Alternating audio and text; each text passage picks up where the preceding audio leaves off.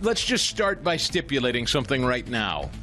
Some people in our tent on our side, as I've explained to you before, are making a living off of just being contrarian and unhappy, and that's the business model. And so if you're just being contrarian and you're just being unhappy for the sake of being happy for clicks or views or whatever, then that's where you'll stay.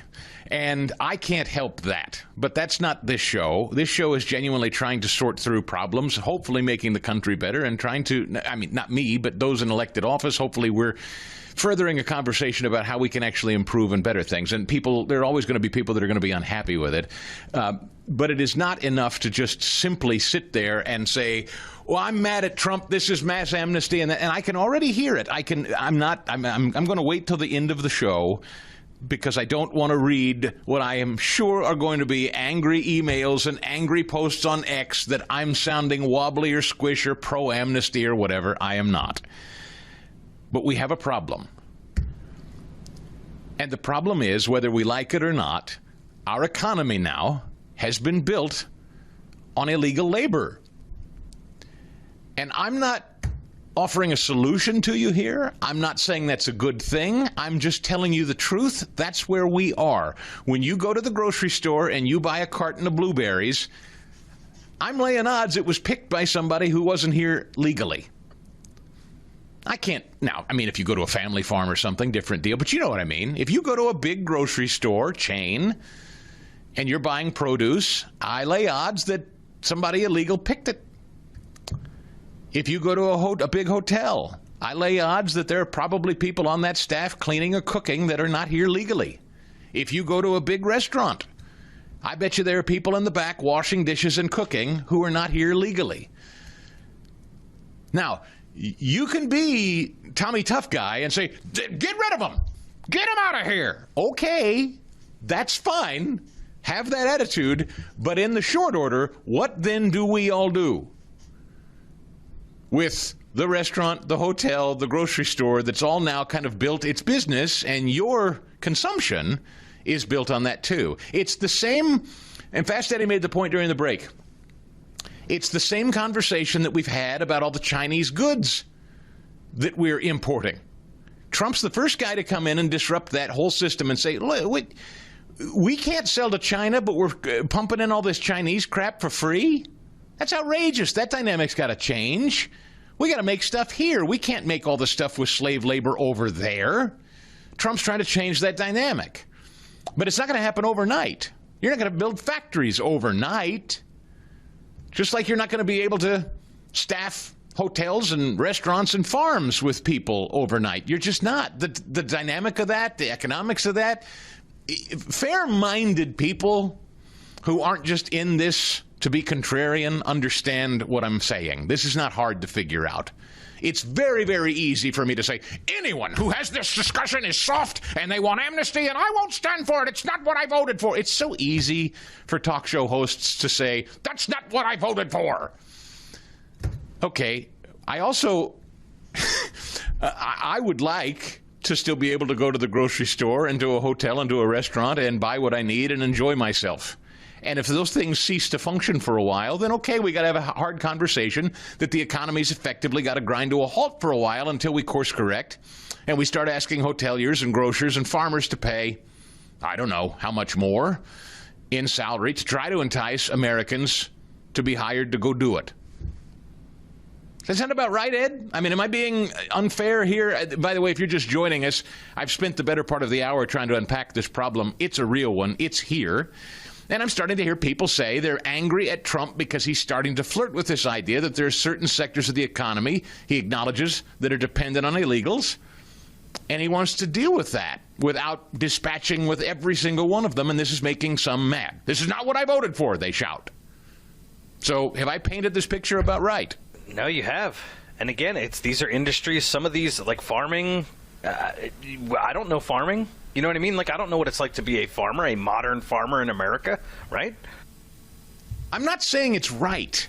And hear me. I don't want you to think for a second I'm saying I'm happy with it. Listen, open borders are what got us here. Open borders. Try and I hear you. I hear you. I can already read the emails. Oh, they let all these illegals in here ultimately so they can let them vote. You're not wrong. You're exactly right. I don't disagree. Barack Obama and the great kind of organizational flowchart, if you will, of the American left was to radically change the demographic of this country, ultimately to impact the electorate, and to codify Democrat rule forever. That is absolutely what open borders and globalization has been about. I stipulate that. I respect it. I understand it. I understand the threat. But I also understand, for better or worse, the Republicans didn't do anything about it, really, in any meaningful way. In fact, they went along with it in many ways. The Bush clan, for instance, perfect example, Exhibit A.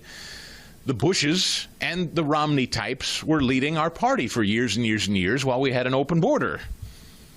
So I can't tell you I like that it happened. I can't tell you I like where we are, but we're here, and I have to deal with what's real and what's in front of me. And a magic wand, or a snap of the fingers, or Tom Holman taking out a lasso and rounding up every last illegal and sending them home today is not going to immediately fix what is now an immediate economic problem. This country is now built on the backs of a lot of illegal labor. What do you do about that? You have to have a conversation. Can they stay?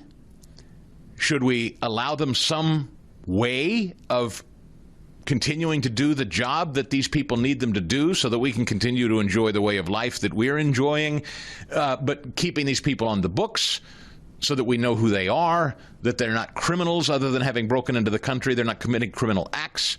Ed said it last hour. I think that's worth discussion. Is there a way you can keep their American paychecks from going to Mexico? I think I heard something like a third. Once upon a time, I heard the stat. It blew my mind. That a third of the Mexican economy alone is propped up by the U.S. dollar being sent home to their country, meaning illegals working here and then shipping much of the dollars that they earn south. So the Mexican economy is deeply interested, of course, in what we're doing and cracking down on the border. Their economy is built on it, too. So can you?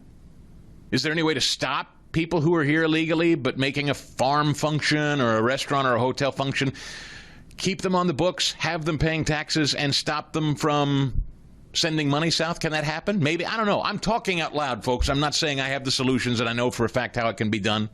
I'm just talking out loud. We certainly have to have a conversation about whether you count these people in the census. Fast Eddie, if you allow them to stay and work, should they be counted in the census and given representation in Congress? Should they be allowed to vote? I think everyone, 80-20 issue, would agree if you're in the country illegally, you shouldn't be allowed to vote. So should they be represented by representatives in Congress through the census? I mean, Chris, you are talking about people, human beings that are now... You're saying it's legal for them to be here because, they're doing jobs. So I think that, yeah, you do have to count them in the sense. Yes, they're human beings. Yeah. So do we, you count them in the census, and then people say, well, they'll all vote Democrat. Here's something I will say, too, about that. I actually don't believe that all illegal aliens will instantly vote Democrat. I actually don't believe that. I actually believe people that are literally here physically working are, again, different than the gangbangers and the drug runners and the human traffickers.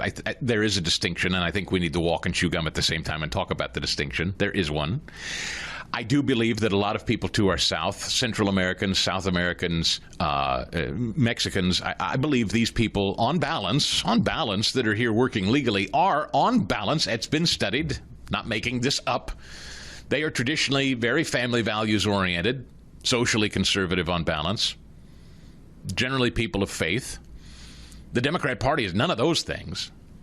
So I'm not suggesting allowing them to vote, but I think many of you rightly are suspicious that ultimately that's where, if Democrats get control, they would gain the right to vote. So you talk about this legislation that Trump is introducing, perhaps, this, and I was just reading a little while ago, the farm, what was that thing called?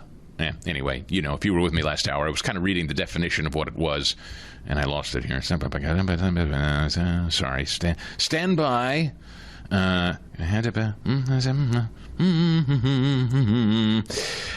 Well, anyway, the point of it is, do you put in legislation that says no voting? Do you put in the legislation no being counted in the census? Do you put in the legislation no sending the American money that you make here, no sending it back to Mexico or wherever you come from? Can you put that in legislation? I don't know. I'd have to talk to the parliamentarian or whatever. I don't know how that works. Are there guardrails on this? Or do you say, I don't care, Stigall, I don't care how disruptive it is. We can't encourage this because all we'll do is get more of it. You got to round them all up and throw them out of here, and we'll just have to deal with the consequences. I'm sure there are some of you in this audience that think that. For full shows, live and on demand, it's Salem News Channel.